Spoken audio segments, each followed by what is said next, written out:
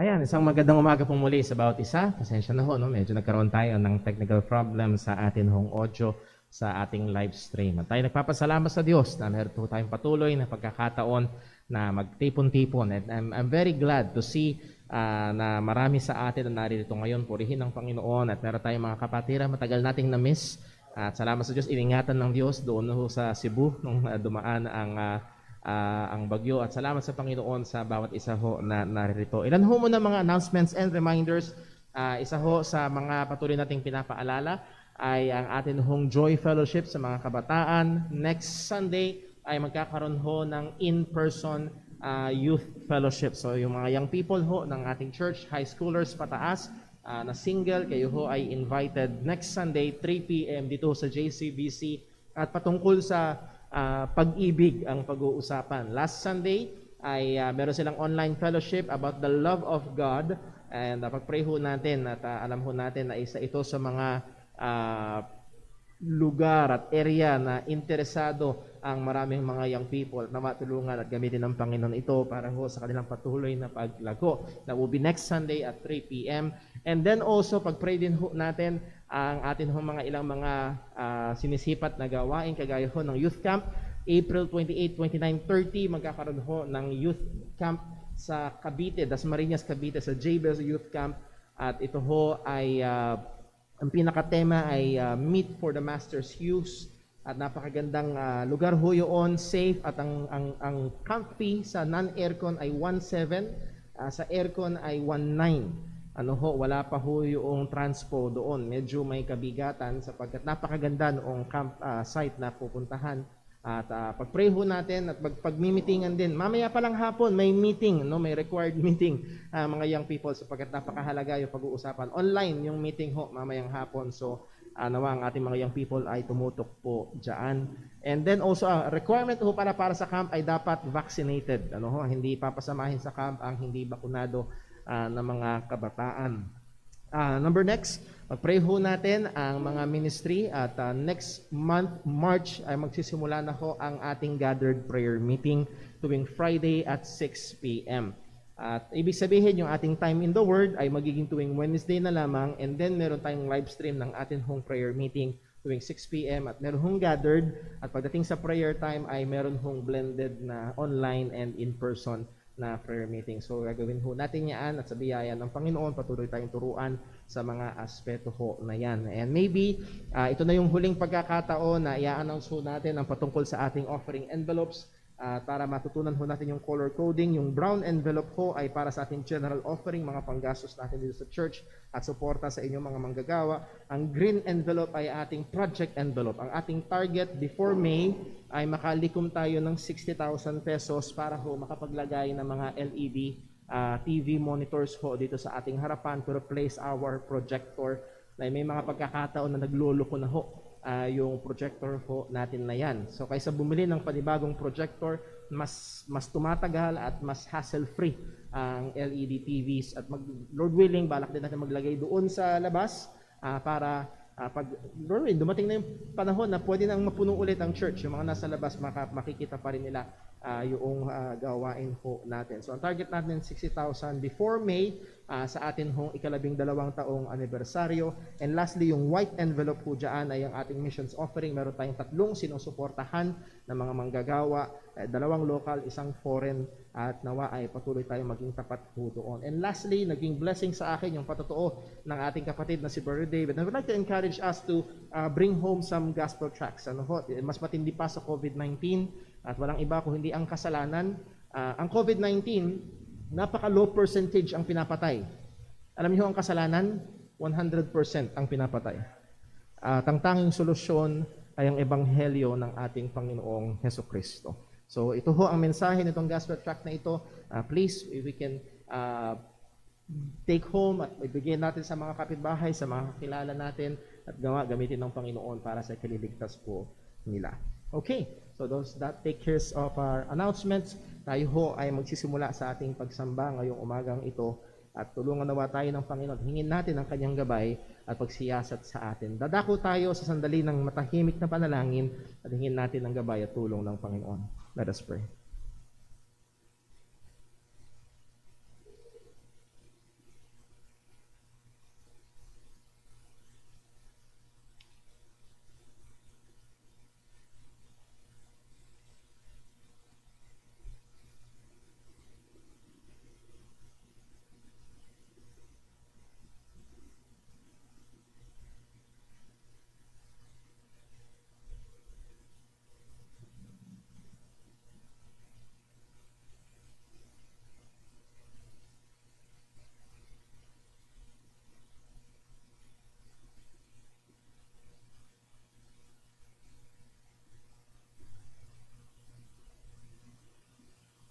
Manalangin po tayo.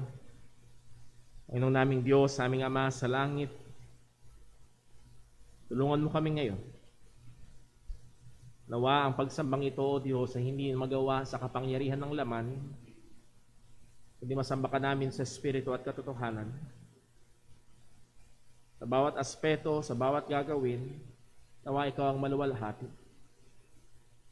Siyasatin mo kami, Panginoon, mula sa anumang kasalanan. Paalala mo sa amin, O Diyos, na kami hubad sa iyong harapan at walang maitatago. Tulungan mo kami na pagsisihan at kagaya ng aming napag-aralan kanina na pagsumikapang patayin ang mga nakatahan pang kasalanan sa amin. O Panginoon, nawa sa gawaing ito walang ibang maitaas kundi ikaw lamang. Ang pangangaral ng iyong salita ay iyong pagpalain sa patuloy na ikatitibay ng iyong mga mananampalataya, kaliligtas ng kaluluwa, patuloy na ikararangal ng iyong pangalan. Maluwalhati ka po nawa sa lahat ng ito, O Diyos. Dalangin namin itong lahat sa ngalan ng aming Panginoong Jesucristo. Amen. Tayo po gustayo at tayo po umawit sa Panginoon.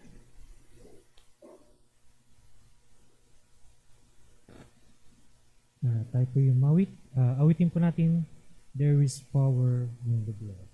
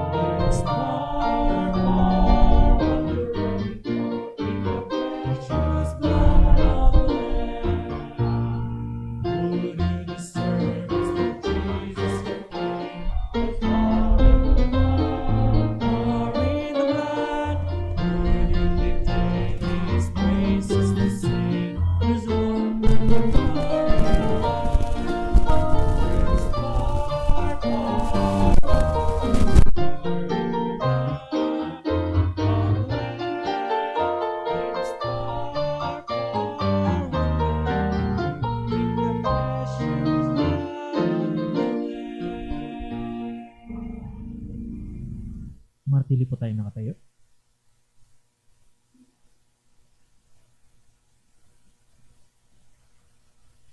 Magandang umaga po mga kapatid, purihin natin ang Panginoon at para po sa pagbasa ng mga banal na kasulatan sa umagang ito, mumula po sa aklat ng unang Juan, kapitulo 3, talata po ay 1 hanggang 3. Sabay-sabay po nating basahin sa unang talata.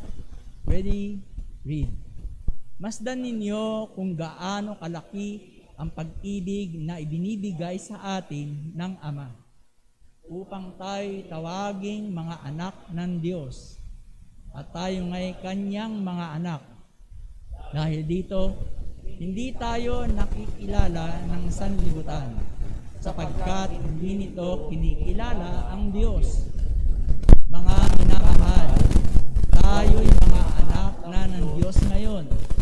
Hindi pa nahahayag kung ano ang magiging katulad natin sa panahong darating. Ito ang alam natin. Kapag nahayag na ang anak, tayo'y magiging katulad niya, sapagkat makikita natin siya sa kanyang tunay na kalikasan.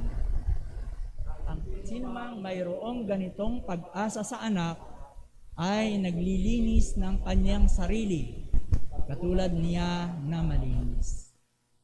Amen. Pagpalain ng Panginoon, pagkabasa ng kanyang mga salita, ay ito'y sumandaling manalangin. Manamin Diyos, Panginoon namin sa langit.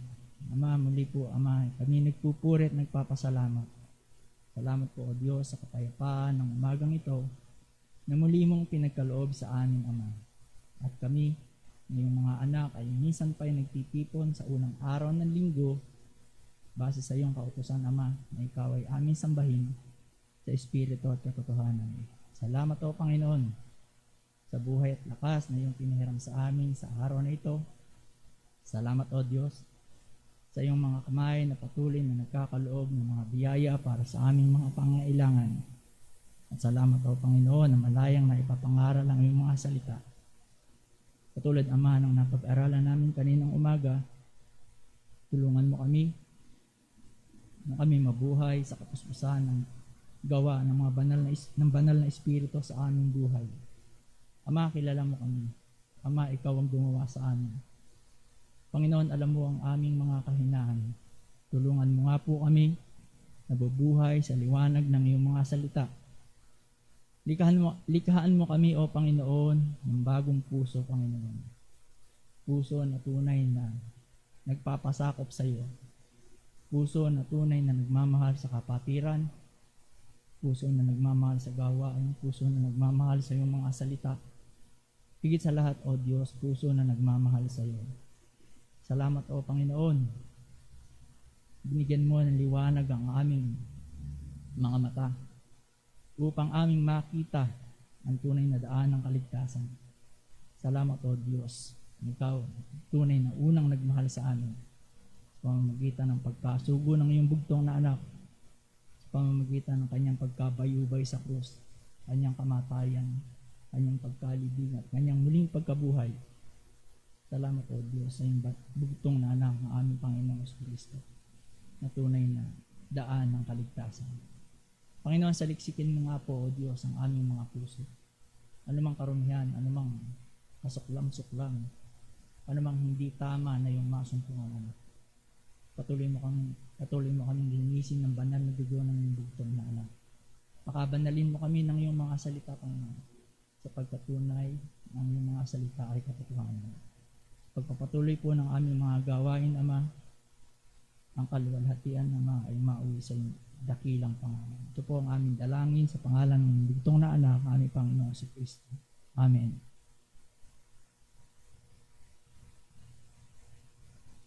Tayo po ulit tumawad sa Panginoon. Awitin po natin, I will sing the wondrous story.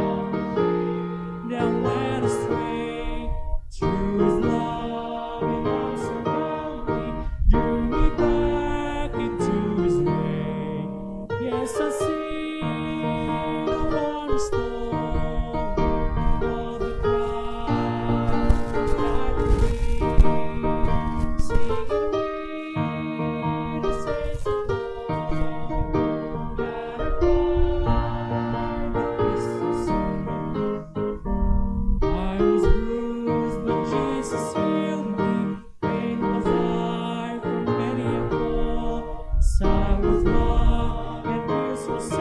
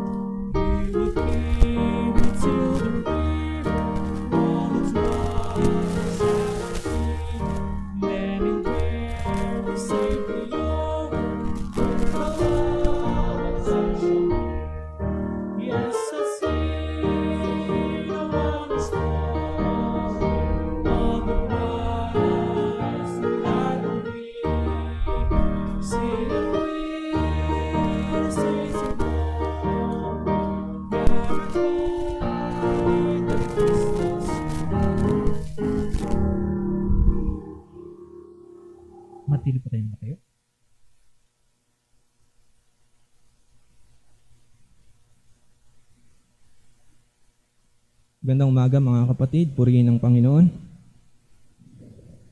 Para sa ating pagkakaloob, atin pong basahin 2 Corinthians chapter 9 verse 6 hanggang 8. Sundan nyo na lang po sa harap. Ready? Read. But this I say, he which soweth sparingly shall reap also sparingly, and he which soweth bountifully shall reap also bountifully. Every man according as he purposeth in his heart, so let him give, not grudgingly or of necessity, for God loveth a cheerful giver. And God is able to make all grace abound toward you, that ye, always having all sufficiency in all things, may abound to every good work. Pagpalain po ng Diyos ang pagbabasa ng kanyang mga salita. Tayo po ay manalangin. O aming Ama sa langit, aming Diyos na makapangyarihan sa lahat. Ikaw lamang ang banal, O Diyos. Ikaw lamang ang buhay na Diyos. Purihin ka, pinasasalamatan ka namin sa araw na ito, Panginoon. Maraming salamat po sa kaligtasan na iginawad mo sa amin. Tunay nga na merong kaligtasan sa aming Panginoong Hesus at sa Kanya lamang nagmumula ang kaligtasan. Panginoon, maraming salamat din po sa buong linggo na pagpapala mo sa amin. Hindi lamang sa mga bagay na pisikal, Panginoon, kundi lalong-lalo na sa pagsusustena mo ng aming pananampalataya, Panginoon. Tunay nga, Lord, kundi dahil sa inyo, kami papalya, Panginoon. Ngunit dahil ikaw ay mapagmahal at hindi mo pinababayaan ang mga mananampalataya, patuloy mo kaming sinusustentuhan spiritually at physically, Panginoon. At dahil dito, Panginoon, kami mag-aalay sa iyo, sa aming pagsamba sa iyo sa pamamagitan ng mga salapi. Nawa, bigyan mo kami ng puso na nagbibigay, Panginoon. Puso na hindi madamot. Puso na may pagsasakripisyo, Panginoon, at nagagalak sa pagbibigay sa iyo, Panginoon. Nawa, ang mga malilikom, Panginoon, ay gamitin mong mainam sa pagpapalaganap pa ng Ebanghelyo ng aming Panginoong Hesus. Sa ikaliligtas pa ng mga kaluluwa, O Diyos, at sa pagpapalago pa ng pananampalataya ng mga mananampalataya mo. Maraming salamat pong muli, Panginoon. Nawa, tulungan mo kami sa araw na ito sa pagpapatuloy pa ng mga gawain, Panginoon. Ikaw lamang ang maluwalhati. Ito'y aming samot dalangin sa pangalan ng aming Panginoong Hesus. Amen.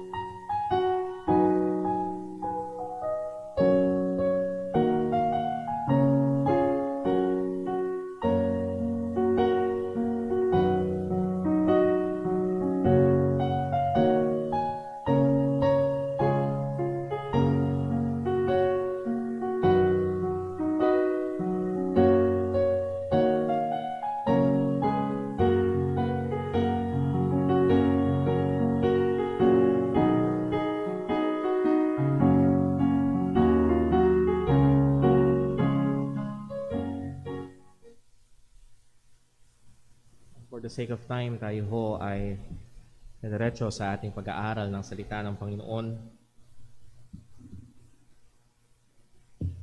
Hindi ko ho alam kung ang iba ay may plano bukas. Tomorrow is February 14, and it's not so much as Valentine's Day, but ang atin hong titignan ay maganda na mayroong partikular na araw na naha-highlight ang patungkol sa pag-ibig. Ang pag-ibig ay isang paksa na laging sikat. Ito ay hindi nalalaos, laging laman ng mga awitin, laging laman ng mga palabas, libro, laging laman ng mga pelikula. At ito isang paksa na laging binibigyang pansin ng mga tao. Hindi mo masabi kahit minsan mga lalaking maskulado ay gustong-gusto ang mga love stories. At tayo ho bilang mga tao na nilikha ng Panginoon ay nilikha ng Diyos na may kakayahang umibig.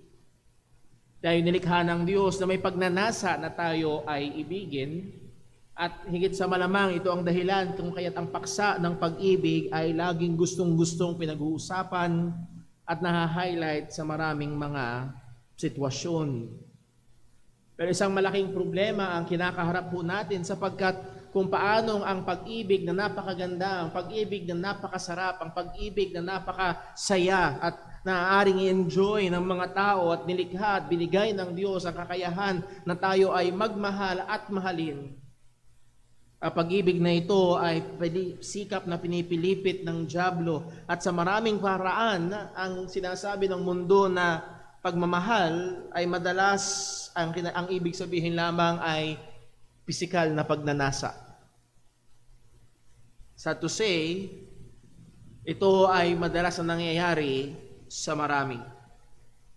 Pero pagdating ho sa atin bilang mga mananampalataya, ang deklarasyon ng Biblia ay malinaw na ang Diyos na soberano, ang Diyos na tapat, ang Diyos na mahabagin, ay Diyos na nagmahal sa atin.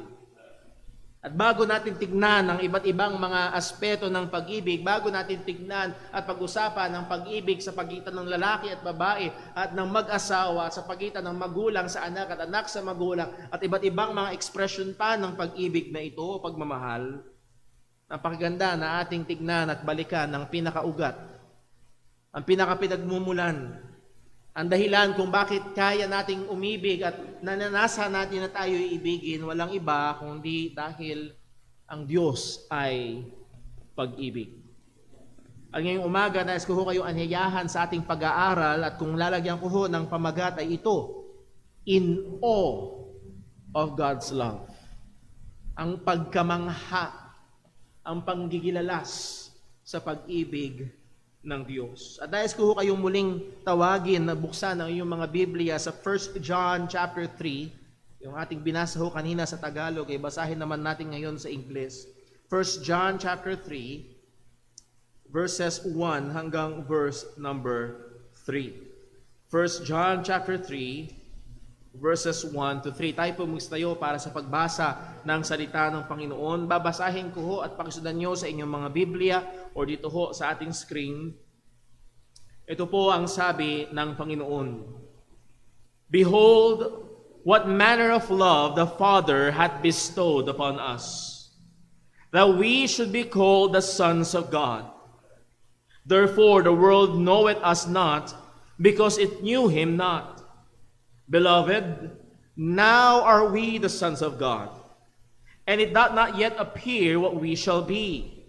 But we know that when he shall appear, we shall be like him, for we shall see him as he is. And every man that hath this hope in him purifieth himself, even as he is pure. Pagpalain po ng Diyos ang pagkabasa ng kanyang mga salita. Hingin natin ang tulong ng Panginoon. Panginoon naming Diyos, aming Ama sa langit, Panginoon, ang paksang ito ng pag-ibig ay malawak at malalim. At ang pag-ibig mo, O Diyos, at ikaw na Diyos ng pag-ibig ay walang hanggan ang lawak at walang hanggan ang lalim. Kailangan namin ng iyong biyaya, kailangan namin ng iyong katotohanan.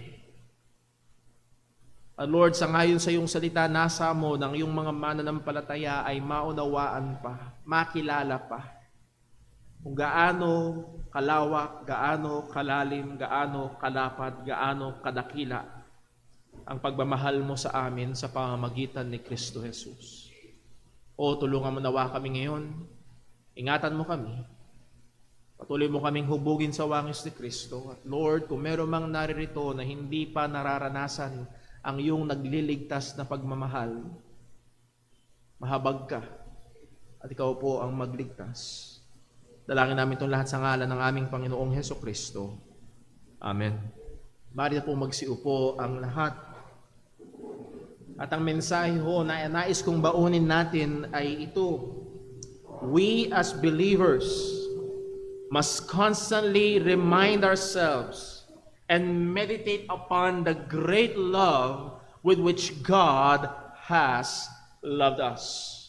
Tayo bilang mga mananampalataya ay kinakailangan palagi ang paalalahanan ng ating mga sarili at palagi ang ipagbulay-bulayan ang patungkol sa dakilang pag-ibig na kung saan tayo o kung paanong tayo ay inibig ng Panginoon. Now, para mas ma-appreciate ho natin itong atin hong binasa, ang sabi sa 1 John chapter 5 verse 13. Balikan lang ho natin ng pansin ang pinaka-pakay ni John at ng pangunahin. Hindi lang ito, kundi ito ang pangunahing pakay ni Juan sa kanyang pagsulat itong ating binasa na 1 John or the book of 1 John. Ang sabi niya sa 1 John 5 verse number 13, "These things have I written unto you that believe on the name of the Son of God, that ye may know that ye have eternal life, and that ye may believe on the name of the Son of God." So dito sa maiksing paraan sinaysay ni Juan ng isa sa mga pangunahin niyang dahilan kaya niya isinulat ang book of 1 John, that we may know, or in other words, that we may be assured of, matiyak natin na tayo nga ay may buhay na walang hanggan. At tayo ay patuloy na manampalataya sa ating Panginoong Hesukristo. At ang book of 1 John ay punong-puno ng mga pagbibigay katangian ni Juan na ito ang larawan ng isang totoong Kristiyano. For an example, sa 1 John chapter 2, just an example, 1 John chapter 2, ang sabi ni John sa verse 3, 1 John chapter 2, verse 3, "And hereby we do know that we know Him." We do know and that we know Him. Sa pamamagitan nito, nalalaman natin, nakilala natin siya. Paano mo matitiyak? Nakilala mo nga talaga ang Panginoon. And that the word know here is not just mere cognitive knowledge. Hindi lang basta alam mong may Diyos, kahit ang dyablo ay naniniwalang may Diyos. But yung know dito ay mas malalim. You know Him. That is, you have that relationship, that love relationship with God, that you are really saved. Ikaw talaga ay Kristiyano. Ikaw talaga ay anak ng Diyos. Paano mo malalaman sa iyong sarili? Matitiyak, mabibigyan ng assurance na ikaw nga ay ligtas. Hereby we do know that we know Him if we keep His commandments. Again, hindi kondisyon para ka maging Kristiyano ang pagtupad sa kautusan. Pero ang pagtupad sa kautusan ay indikasyon at nagbibigay ng validation na ikaw nga ay tunay na anak ng Diyos. Ang sabi sa verse 4, "If he that saith, I know Him, and keepeth not His commandment, is a liar, and the truth is not in him." Madaling sabihin na Kristiyano ako, madaling sabihin na nanampalataya ako sa Panginoon. But if you are not a keeper of God's commandment, ano man ang sinasabi mo, ito'y hindi totoo. Hindi ka totoong Kristiyano. Hindi mo totoong kilala ang Panginoon. You might have a religion, you might have a knowledge of the gospel, you might be a Baptist, pero ikaw ay hindi Kristiyano. So naririto ang purpose ni John para bigyang gabay ang mga mananampalataya para magkaroon ng katiyakan ng pagiging tunay na Kristiyano. At pagdating sa chapter 2 verse number 29. Chapter 2 verse 29. Magandang makita ho natin ito sapagkat ang ating pag-aaralan na sa chapter 3 verse 1 at hindi ito magkahiwalay. Ang sabi ni John sa chapter 2 verse 29, "If ye know that He is righteous, ye know that everyone that doeth righteousness is what? Is born of Him."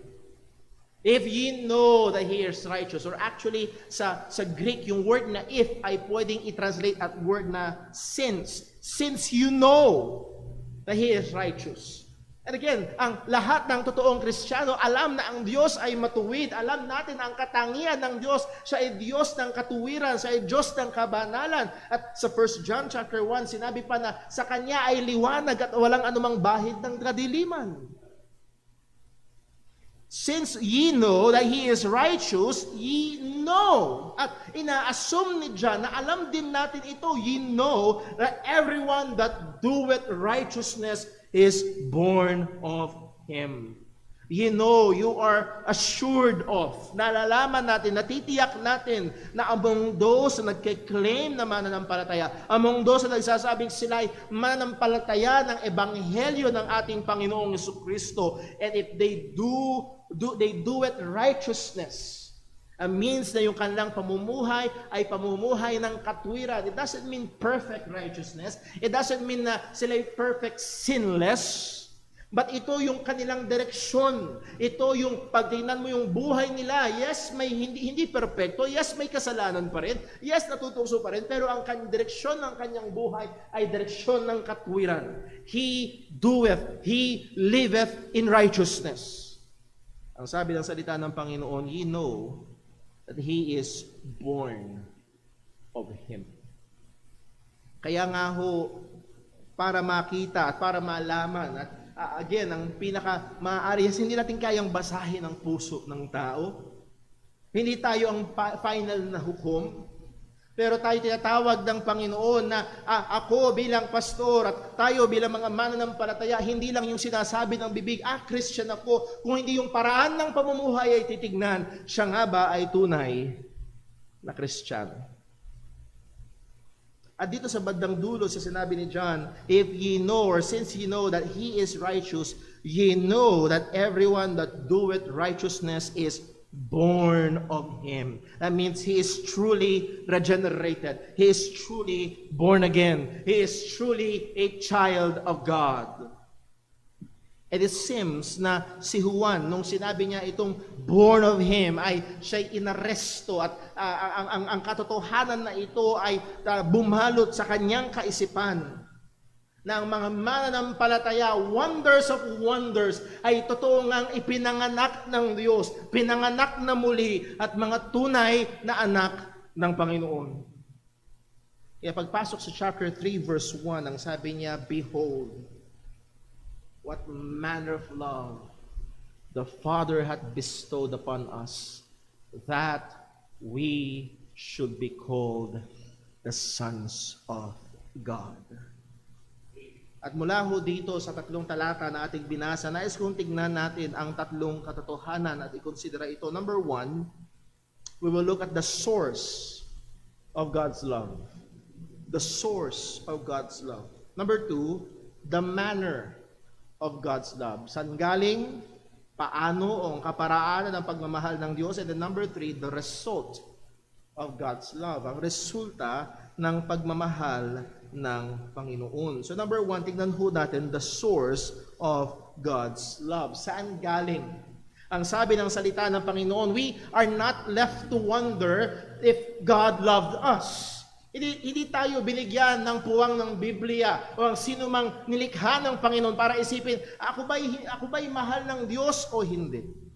At lalo na sa isang totoong mananampalataya, ano man ang pinagdadaanan mo sa iyong buhay, ano man ang iyong mga sitwasyon na iyong kilalagyan, ay maaaring mahirap, maaaring masakit, maaaring mabigat, maaaring maraming gabi na hindi ka napagkakatulog, maaaring may nangyayari sa iyong pamilya na napakabigat sa iyong damdamin, at hindi natin kailanman pwedeng isipin na tayo hindi mahal ng Panginoon.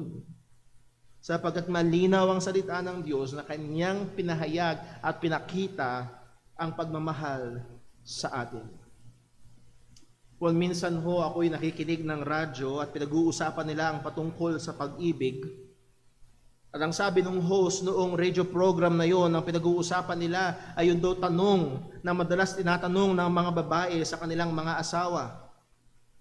Ano daw madalas tinatanong ng mga babae sa kanilang mga asawa? Mahal mo ba ako? At may follow-up question pa yon. Bakit? Madalas na tinatanong ng babae, mahal mo ba ako? Bakit mo ko love? Ngayon, bahala ho kayong sumagot sa inyo noon at hindi ko ituturo sa inyo yung sagot ko kay Sister Jonah. Kanya-kanyang sagot yan. But ang punto ito, what brought about that love? Bakit mo ko mahal? What is the cause of that love? Ano ang sanhi ng pagmamahal na yon? Meron ka bang nakita? Meron ka bang napagmasdan? Meron ka bang nasubaybayan? At merong dahilan ka bang nakita sa akin kaya mo ko minahal? Ano ang source? Saan ang gagaling ang pagmamahal na yan? Now, maaaring sa tao ay meron tayong ibigay na katugunan, pero napakagandang tanungin, paano pagdating sa Diyos? Malinaw ang salita ng Diyos, tayo ay Kanyang minahal, pero ang tanong, bakit niya tayo minahal? Saan galing ang pagmamahal na ito? Now, isang problema sa maraming mga so-called Christian teachers sa panahon natin ngayon, ang kanilang sagot ay ito, well, kaya ka minahal ni Lord kasi ikaw ay kaibig-ibig. Kaya ka minahal ng Panginoon kasi napakahalaga mo. At actually, merong mga so-called teachers, ang sabi nila, ang Diyos daw ay malungkot at kailangan niya ng kasama. Kaya kanya ginawa at kaya kanya iniligtas. God cannot live without you. At ang ginagawa nila ay titignan nila ang pag-ibig ng Diyos in an anthropocentric way. When we say anthropocentric, that is man-centered. The reason or the source of God's love is in us. Nasa atin. Yung value ng tao, yung halaga ng tao. And as we have said, yung iba nga ay pinipinta ang isang Diyos-Diyosa na kung saan ang kanyang kasiyahan ay ang tao. At para siya ay maging masaya at siya ay maging fulfilled, ay nahandoon ng Diyos ay para sa tao at hindi ang tao ay para sa Diyos. Madaling salita, ang source ng pagmamahal ng Panginoon or the reason of God's love ay nasa tao. Pero magandang tanungin natin ng Biblia, saan ba galing? Anong dahilan? Saan nagmumula ang pagmamahal ng Panginoon? Bakit tayo minahal ng Diyos? Nasabi sa 1 John chapter 4 verse 8. 1 John chapter 4 verse 8. He that loveth not knoweth not God, for God is love.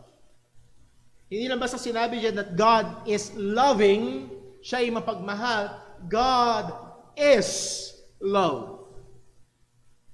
At sinasabi nito ang isang napakahalagang katotohanan sa atin that God by His very nature is love. Kung paano siya ay banal at hindi maihiwalay ang kabanalan sa Kanya, God is love and He cannot be but love. Now, hindi love is God. Hindi mo pwedeng baliktarin. But God is love in His very nature. There was not a time na ang Diyos ay hindi nagmamahal. Now, ang tanong ng mga ilang philosophers, well, kung ganun ang katotohanan, ang God is love, bago lalangin ng Diyos ang tao o ang anghel o lahat ng sanlilikha, sino ang minamahal niya? Ang sabi ng mga theologian at meron tayong sapat na data sa Biblia that in the Trinity, there exists an intra-Trinitarian love. Sa John chapter 3 verse 39, ang sabi, the Father loveth the Son and hath given all things into His hand.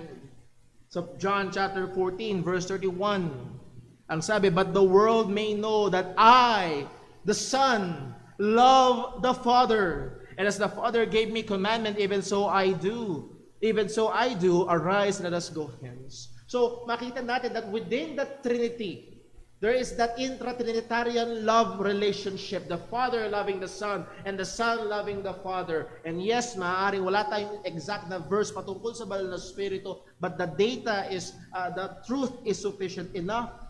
Now, within the Trinity, there is that love relationship. Anong ibig sabihin? Ang Diyos na pagmamahal, hindi niya kailangan ng creation to exercise love. God in Himself is self-sufficient. Hindi niya tayo kailangan para siya ay magmahal. Handun na ang pagmamahal ng Panginoon. Ang sabi ng Acts chapter 17 verse 24. Acts 17:24. God that made the world and all things therein, seeing that the Lord is that He is Lord of heaven and earth, dwelleth not in temples made with hands, neither is worship with man's hands, as though what? He needed anything. Wala siyang kailangan sa atin. Creation was not a necessity for God. Yung iba sa inyo bukas papasok sa trabaho, bakit? Because sweldo is necessity. In the way we live, pera is necessity. Food, water, shelter, basic necessity. Pagdating sa Diyos, walang necessary sa Kanya. Siya ay self-sufficient. At maging sa Kanyang katangian bilang pagmamahal, God is love. The point is this, as we have seen that God is perfect and satisfied in Himself, it was not necessary for Him to love man. Hindi niya kailangang mahalin ang tao. So what is the source of God's love for man? San galing? San nagmumula? Meron bang something sa tao na sobrang kaakit-akit at pangangailangan? No. Ang source ng pagmamahal ng Diyos sa atin ay siya mismo. Hopefully, mas maunawaan natin ito sa ganitong paraan. Pag ang tao ay nagmahal, madalas may dahilan doon sa minamahal. Yes? Mahal mo yung coaching yun. In one way, shape, form, or another, may reason kung bakit mahal mo yung coaching na yun. Yes? Pero doon sinabi ng salita ng Diyos, minahal tayo ng Panginoon. Ang tinututukan ng spotlight ay hindi yung minamahal. Ang tinututukan ng spotlight at ang binataas ay ang Diyos na pagmamahal. Hindi dahil karapat-dapat tayo, hindi dahil may kailangan siya sa atin o kailangan niya tayo, kundi dahil siya mismo ay pagmamahal. The very source of love is God Himself. God's love and choice is not based upon anything He saw in us, but it is all upon according to His good pleasure. Hindi dahil kailangan niya tayo, hindi dahil may nakita siya sa atin, kundi ito ay galing sa Kanyang sarili. The reason is not in us, but in God. Because He is love. The source of this love is God's love for us is Himself. So again, huwag sana nating tignan ang ating sarili na masyado tayong cute. Masyado tayong what blasphemy ang narinig ko mula sa bibig ng isang pastor. Sad to say. Ang sabi niya, mas mahal tayo ng Diyos kaysa sa anak. Mas mahal tayo ng ama kaysa bugtong na anak. Bakit daw? Dahil sinakripisyo niya ang bugtong na anak para sa atin. Hindi mas mahal tayo. What blasphemy? Na ang Diyos ay, ang ama ay mamahalin ang taong gawa sa putik higit sa kanyang bugtong na anak. Bakit tayo minahal ng Diyos? Bakit ibinigay ng Diyos ang kanyang bugtong na anak para sa atin? Hindi dahil napakalaki ng halaga natin, kundi dahil ang Diyos ay mapagmahal. So when we read the Bible, when we consider and think upon God's love, kapag pinag-isipan natin ang pagmamahal ng Diyos, ang ating dapat binibigyan ng pansin at liwanag ay hindi kung gaano tayo kahalaga, kung hindi sino ba siya at gaano katindi ang pagmamahal niya. God's love exalts not man, but God. Saan nanggagaling ang pagmamahal ng Diyos? Ito ay galing sa Kanya. Because God is love.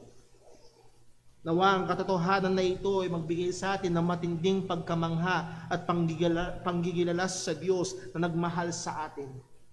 Na kahit sa Kanyang pagmamahal, siya ay kumpleto at kontento at perpekto at soberano. Nawa ang katotohanan na ito ay magdulot sa atin, sa ating mga ministeryo, sa ating mga pagsamba, na hindi tayo man-centered, kundi nakasentro tayo sa Panginoon. Na ang main thing sa pagmamahal ng Diyos ay siya mismo. The source of God's love, because God is love. Hindi dahil because man is lovable, no? Because God is love. Well, number 2, the manner of God's love. The manner of God's love. Ang sabi ho ni John, balik tayo sa 1 John chapter 3 verse 1. Behold. Behold. That word behold, pagmasdan, pansinin, tignan. Tayo tinatawag ni John na i-discern, i-discover, na itutok yung ating mga mata. At hindi lang basta itutok yung mata na tignan mo lang, kundi itutok ang iyong kaisipan, ang ating atensyon, ang ating buong pagkatao, ating pagmasdan ang dakilang bagay na ito. At ano ito? What manner of love the Father hath bestowed upon us. Tayo inaakay at tayo ay inaanyayahan na bigyang pansin ito, pagbulay-bulayan ito. What kind of love? Anong klaseng pag-ibig? Anong uri ng pag-ibig ito? Nasubukan mo na bang maupo at manahimik minsan at pag-isipan anong klaseng pag-ibig ang ibinigay ng Diyos sa iyo? Now, again, as we have said, hindi dapat maging self-centered or man-centered. Ito ay nakasentro sa Panginoon. But let me just suggest some biblical adjectives, mga katangian na sang-ayon sa Biblia. Anong klaseng pag-ibig ng Diyos ang nilaan sa atin? Well, number 1, it is a sovereign love. Ang pag-ibig ng Diyos ay isang soberanong pag-ibig. Buksan lang natin sandali for an example sa Deuteronomy chapter 6. Deuteronomy chapter 6. 7. Deuteronomy chapter 6, chapter 7, verse 6. Deuteronomy chapter 7, verse 6. At narito ang ating Panginoon dealing with the people, His chosen nation Israel. Ang sabi niya sa mga Hudyo ay ito, For thou art an holy people unto the Lord thy God. The Lord thy God hath chosen thee to be special people unto Himself above all people that are upon the face of the earth. Pinili niya ang bayang Israel. Higit sa lahat ng mga nasyon sa buong mundo. Verse 7, The Lord did not set His love upon you nor chose you because ye were more in number than any people, for ye were the fewest of all people. And take note of verse 7, that interchangeableness of chosen and love. Ang pagmamahal ng Diyos ay pagpili ng Diyos sa kanila. At hindi daw sila pinili dahil mas marami sila. Verse number 8, bakit sila pinili? But because the Lord loved you. Hindi ka pinili ng Diyos, hindi kayo minahal ng Diyos dahil mas marami kayo sa iba, dahil hindi dahil merong dahilan sa inyo. Bakit kayo pinili ng Diyos? Because the Lord loved you. Anong sinasabi nito? Minahal kayo ng Diyos at malaya siya at hindi niya kailangan ng dahilan sa inyo. Soberano ang pagmamahal ng Diyos. Malaya ang pagmamahal ng Diyos. Hindi niya kailangan ng dahilan mula sa labas, kundi ito ay galing sa kanyang sarili. Naglaan siya ng pagmamahal. And because He would keep the oath which He had sworn upon your fathers, hath the Lord brought you out with a mighty hand and redeem you out of the house of bondmen from the hand of Pharaoh, king of Egypt. Anong punto? God's love and choice is not based upon anything He saw in them. And for that matter, pagdating sa atin, it's not something na meron siyang nakita sa atin. But God's love is sovereign. It is out of His own good pleasure. Soberano ito at galing ito sa Kanyang sarili. Sa Ephesians chapter 1 verse 5, ang sabi ho ng salita ng Panginoon ay ito, having predestinated us unto the adoption of children by Jesus Christ to Himself, according to the good pleasure of, not man's will, His will. Ang Kanyang soberanong kalooban at ang lundo nito ay ano? To the praise of the glory of His grace. So what manner of love? It is a sovereign love. Number 2, or letter B, what manner of love? It is an eternal love. It is an eternal love. Hindi tayo minahal ng Diyos nung nakita tayo ng Panginoon. Hindi tayo, nung pinanganak ka, ay, ang cute, mamahalin ko nga ito. Hindi ganon. Kundi ang pagmamahal sa atin ng Diyos ay isang walang hanggang pagmamahal. In the very text na ating binasa sa Ephesians chapter 1 verse 5, saan nanggaling yun? Sa verse 3, ang sabi niya, Blessed be the God and Father of our Lord Jesus Christ, who hath blessed us with all spiritual blessings in heavenly places in Christ Jesus, according as He hath chosen Him, kailan daw? Before the foundation of the world. Naalala niyo, yung pagpili ng Diyos ay sinonimo sa pagmamahal ng Panginoon. At kailan daw yun? Bago pa itatag ang sanlibutan. So hindi kinonsider, wag ho kayo mag-alala, hindi kinonsider ng Diyos ang physical na itsura natin. Maaaring sa mundong ito, ang basihan ng pagmamahal ay ang panlabas na nakikita. Pero pagdating sa Diyos, ito'y soberanong pagmamahal. At ito'y eternal na pagmamahal. Bago palalangin ang sanlibutan, hindi pa tayo pinapanganak. Ngiwala pa ang ating mga ninuno. Minahal ka ng Panginoon. Ang sabi niya sa Jeremiah 31 verse 3, The Lord hath appeared of old unto me, saying, Yea, I have loved thee with an everlasting love. It is equivalent to an eternal love. Letter A, it is a sovereign love. Letter B, it is an eternal love. Letter C, it is an electing love. Without going to details, at maraming nabubulunan sa election na ito. Pero nakita natin kanina sa Deuteronomy chapter 7 how interchangeable yung love and choosing ng Panginoon.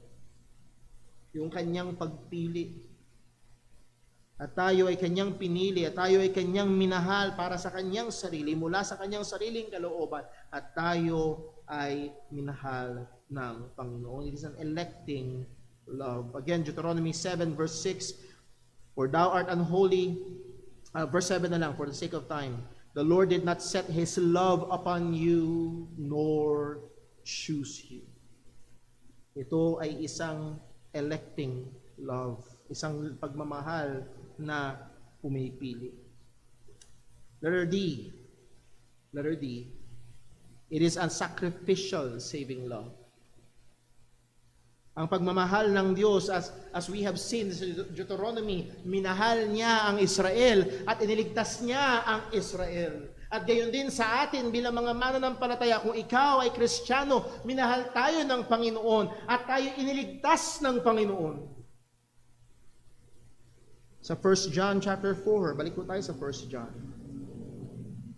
1 John chapter 4 verse 10, Herein is love, not that we love God, but that He loved us.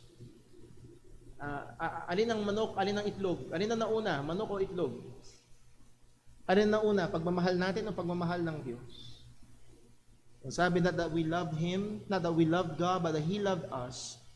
At nung kaparaan ng kapahayagan ng pagmamahal ng Diyos sa atin, and sent His Son to be a propitiation for our sins.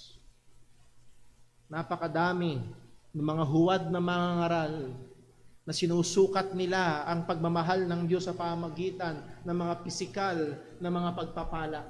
Kung mahal ka ng Diyos, dapat magaling ka. Kung mahal ka ng Diyos, dapat mayaman ka. Kung mahal ka ng Diyos, dapat wala kang problema. O mga kapatid, mga kaibigan, minahal tayo ng Diyos at binigay niya ang kanyang bugtong na anak bilang pampalubag loob para sa ating mga kasalanan. Matagal ko na rin hindi nasasabi. Ang larawan ng pagmamahal ng Diyos ay hindi ganito. Hindi ganito. Ang larawan ng pagmamahal ng Diyos ay ito. It is a sacrificial, saving kind of love. And by the way, bukas ay Valentine's Day, araw ng pag-ibig. It is the very pattern na tayong mga lalaki na may mga asawa at mga lalaking walang asawa na isang araw ay mag-aasawa. Listen, look at the gospel. This is your pattern, a sacrificial love. Napaka-shallow ng pag-ibig na pinipinta ng sanlibutan na puro romantic lang. Ang alam nyo lang ay may date. Yun lang. And again, walang masama sa pagde-date, pero kung yun lang ang pag-ibig. Sabi sa Ephesians chapter 5 verse 25, Ephesians 5:25, husbands, listen, husbands, and I will say also, husbands to be, love your wives. In what way? Even as Christ loved the church and gave himself and sacrificed himself for it. It is a sacrificial kind of love. At ito yung uri ng pag-ibig na kailangan tignan natin at halimbawa natin sa pagmamahal sa ating mga asawa. And young men, ngayon pa lang, magseryoso ka na sa Ebanghelyo. Dapat kung gusto mo ng maayos at makadiyos na pundasyon ng pagmamahal, ito ay nakatungtong sa Ebanghelyo. And young women, hindi yung napapakilig ka lang ang hahanapin mo. Kung mamaya, pagkatapos yung ikasal, hindi ka na napapakilig, napapahimatay ka na sa tindi ng problema, napapa-high blood ka na sa ginagawa niya. Hanapin mo at hiningin mo sa Panginoon ang isang lalaki, maaaring hindi ganun kagwapuhan, praise the Lord kung gwapo pa. At He will lovingly or sacrificially love you. Tutuloy natin yan next Sunday afternoon. So it is sacrificially saving love. Now, let me ask this question. Ikaw na naririto ngayon, naranasan mo na ba ito? Ang pagmamahal, ang nagliligtas na pagmamahal ng Diyos. Naunawaan mo na ba ito? Na ibinigay niya ang kanyang bugtong na anak bilang pampalubag loob sa iyong... Ibig sabihin, ang kasalanan mo hindi baliwala sa Diyos. Kailangan ng pampalubag loob. Ang kasalanan mo ay hindi baliwala sa Diyos at ang tanging paraan para ikaw ay maligtas mula sa puot ng Diyos ay si Kristo. Kaya siya namatay sa krus para sa iyong mga kasalanan at muling nabuhay. Well, pangilan na ho ba yun? That's letter D. Letter E. Letter E na ho ba? Letter E. O panglima, it is an effective love. It is an effective love. May epekto ito. Sa lahat ng minahal ng Panginoon, may epekto ito. Una, it will secure our salvation. Sinisecure nito ang ating kaligtasan. Sa Romans chapter 8, basahin lang ho natin, Romans chapter 8. And verse number 29. Romans 8 verse 29. For whom He did foreknew, and the proper understanding of that foreknew is foreloved. Bago pa man din ay minahal ka ng Panginoon. For whom He did foreknew, He did also predestinate to be conformed to the image of His Son, that He might be the firstborn among many brethren. Moreover, whom He did predestine, He also called, and whom He also called, He also justified, and whom He justified, them He also glorified. It is an effective love. Kung ikaw ay minahal ng Diyos at isinugo ng Diyos ang kanyang bugtong na anak para bayaran ng iyong mga kasalanan, ikaw ay ililigtas ng Panginoon. At kung ikaw ngayon ay ligtas, yun ay ibig sabihin, ikaw ay minahal ng Panginoon. Bago pa man din. It is an effective love. Hindi lang yun sa 1 John 4:19. It is an effective love. It will produce love. Kung totoong naranasan mo ang pagmamahal ng Diyos, ito ay magdudulot sa iyo ng pagmamahal sa Diyos. 1 John 4:19, we. And sino yung pronoun na we? Sino yung we? Lahat ng tao? Lahat ng mananampalataya.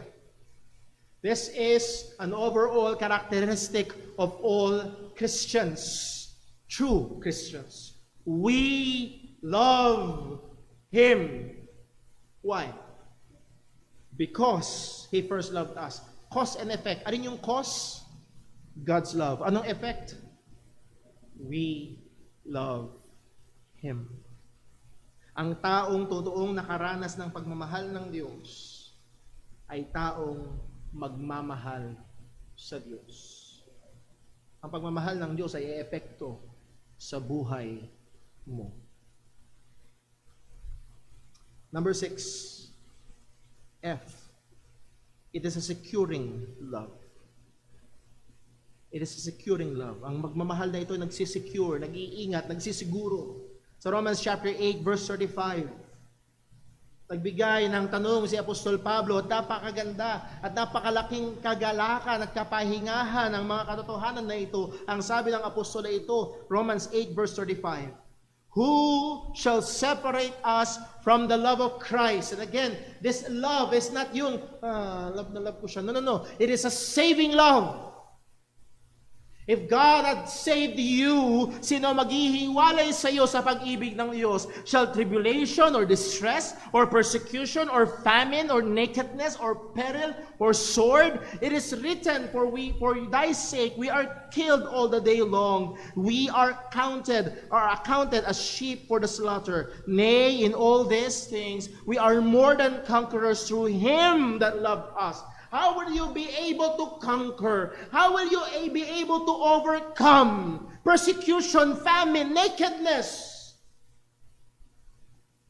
Paano nangyari? Read Christian history. Mga mananampalataya ni Jesus, sinusunog ng buhay, pinapakain sa leyon, pinupugutan ng ulo, nilulublob sa mantika. Paano nila na-conquer at na-overcome yun? It is not by their love to Christ, but because of the securing love of Christ. Nag-iingat sa atin yung pagmamahal ng Diyos. We are more than conquerors, not through our love to Him, but through Him that loved us. For I am persuaded that neither death, nor life, nor angels, verse 38, nor principalities, nor powers, nor things present, nor things to come, nor height, nor depth, nor any other creature shall be able to separate us from the love of God, which is in Christ Jesus our Lord. And this is a very solid text ng security ng ating salvation. Walang makikipaghiwalay sa atin sa pag-ibig ng Diyos. So ating pagmasdan at mamangha tayo kung anong klaseng pag-ibig ito. At kung, let me just put one application. Dito maraming mga, hindi lang kabataan, maaaring may mag-asawa na o may asawa na o may edad na. Pag nahulog sa pag-ibig, na fall in love, bakit mo ipagpapalit ang mababaw na pag-ibig ng tao sa napakadakila at malalim at maganda at mahiwagang pag-ibig ng Diyos? O tulungan nawa tayo ng Panginoon ang karoon ng mga mata na makita kung gaano kadakila ang pagmamahal na ito. Anong klaseng pagmamahal? O kailangan kong bilisan. Pangatlo, the result of God's love. Ang resulta ng pagmamahal ng Panginoon, as we have said, it is an effective love. It will produce love. Ano ang resulta ng pagmamahal na ito ng Panginoon? Ang sabi that we should be called the sons of God. Tayo tinawag ng mga anak ng Diyos. Tayo inampon sa pamilya ng Panginoon. Tayo ay naligtas sa pamamagitan ng pag-ibig ng Diyos na ito. And we all know the verse, for God so loved the world that He gave His only begotten Son, and whosoever believeth in Him should not perish, but have everlasting life. Well, another result ng pagmamahal ng Panginoon, it produces sanctification. Sa verse 3 ng 1 John chapter 3, babalik rin natin from verse 3 patungo sa verse 2 patungo sa verse 1. Sanctification. Ang sabi sa verse 3, and every man that hath this hope in Him, what? Purifieth himself, even as He is pure. Ang resulta ng pag-ibig ng Diyos sa buhay ng tao ay mamahalin niya ang Diyos. Maliligtas siya, mamahalin niya ang Diyos, at ang resulta ng pag-ibig ng Diyos sa buhay ng tao, ang taong ito ay magsusumikap sa kabanalan. Sapagkat ang nagmahal sa Kanya ay banal. He purified Himself. Andun ang pagsigi at pagsusumikap sa pamumuhay na may kabanalan sa Panginoon. Letter B, it will produce hope. It will result to hope. Magre-resulta ito sa pag-asa sa verse 2 ng 1 John chapter 3. Sabi, beloved, now are we the sons of God. Right now, kung ikaw ay mananampalataya ng ebanghelyo, right now, you are God's child. It does not yet appear what we shall be. Bakit, Brother Paul, anak na ba ako ng Diyos? Ba't ganito pa rin? Wait lang. Hindi pa yan ang kabuuan. It does not yet appear what we shall be, but we know, alam natin mula sa salita ng Diyos, that when He shall appear, kapag bumalik na ang ating Panginoong Jesucristo, we, all believers, all the children of God, will be like Him, for we shall see Him as He is. Yes, ikaw ay magsusumikap sa kabanalan, pagdating ni Jesus, peperpektuhin niya ang kabanalan sa iyo. It produces hope. Kung ngayong sa daling ito ay sige ka at sa biyaya ng Panginoon nagsusumikap ka, pero hirap na hirap ka, Brother Paul, kahit ganong pagsusumikap ko sa kabanalan, meron pa rin. At yes, habang nabubuhay tayo, walang humpay na digmaan laban sa kasalanan, nakatahan pa rin sa atin. But there is hope. Pag dumating siya, tapos na ang laban. It produces hope. Well, number 3 and last, resulta ng pag-ibig ng Diyos ay pagkamuhi ng mundo. Ang resulta ng pag-ibig ng Diyos ay pagkamuhi ng mundo. Hatred of the world. Ang sabi sa verse 1, 1 John 3:1, behold, what manner of love the Father hath bestowed upon us, that we should be called the sons of God.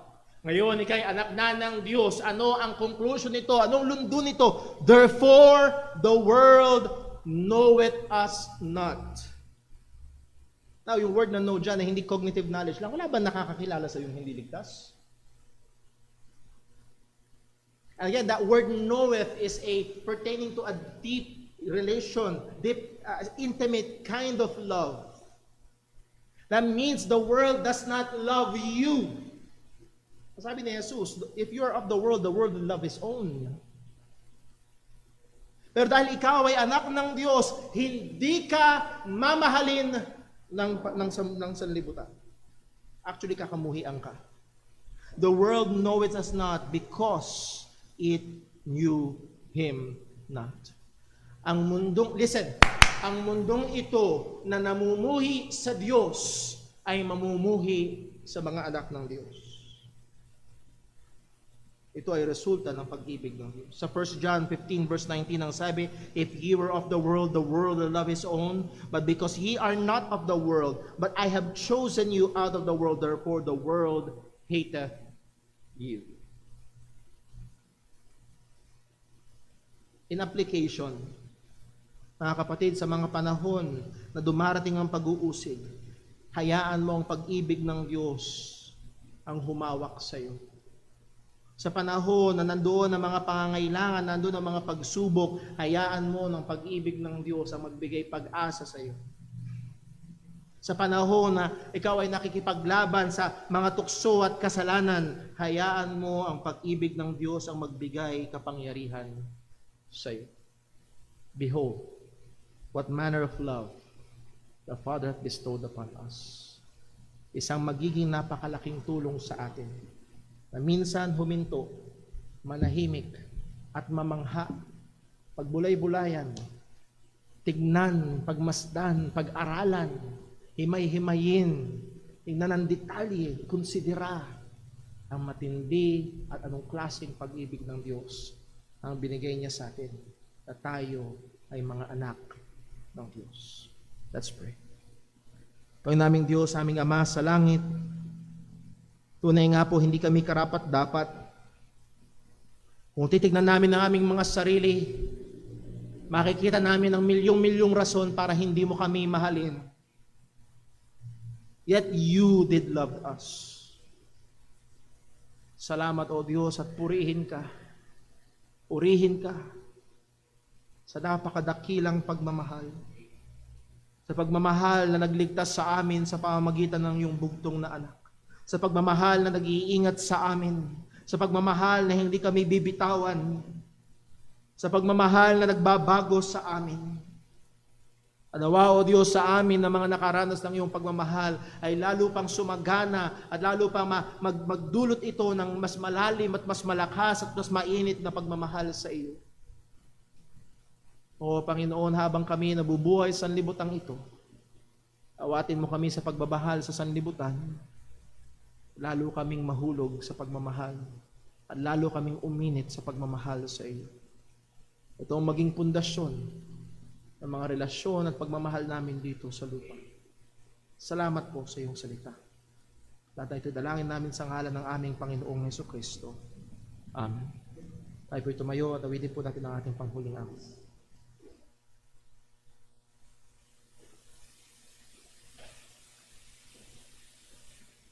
Tayo po'y awitin po natin Amazing Grace.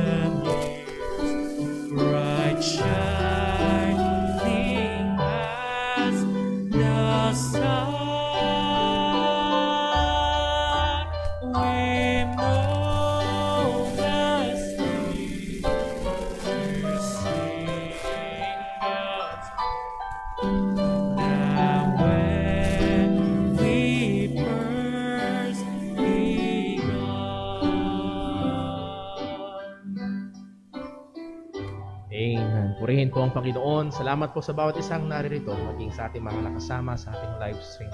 Mga kapatid, patuloy nating pagbulay-bulayan ang matinding pagmamahal ng Diyos sa atin.